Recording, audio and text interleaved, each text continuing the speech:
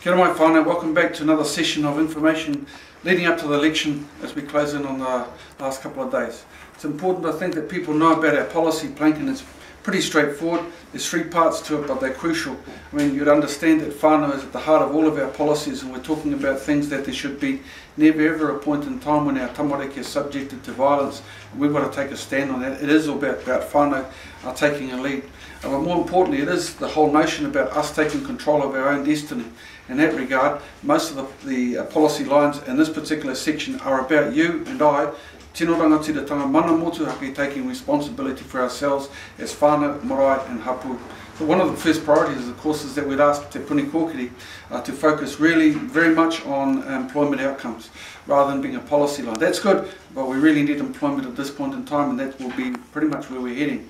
Over and above that, we're talking about using our marae a lot better. For the vast majority of the time, our marae sit idle, and whereas they could be the CBD, the central business district of every small community, every community in the whole country.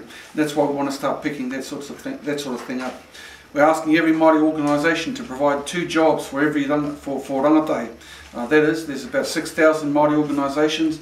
That'll give us 12,000 jobs. That's a quick fix start, but it won't be everything. We've got to add in with that the Community Max programs to continue as a first step into employment and or education, and of course linking up education outcomes. So that's the first part, very quickly. The second part that I need to draw your attention to is pretty much along the treaty lines. If this is mana motuake and tino rangatiratanga, kāwanatanga has a responsibility to play as well. And that means that we roll out certain things around, well, things like tax, income for, installation of some more houses where Māori people, in particular low income earners, are located. We've got other things there about supporting sport and health academies to try and get our people into training. Specific initiatives in the education field, and of course things around energy, in particular developing renewable energy resources and so on.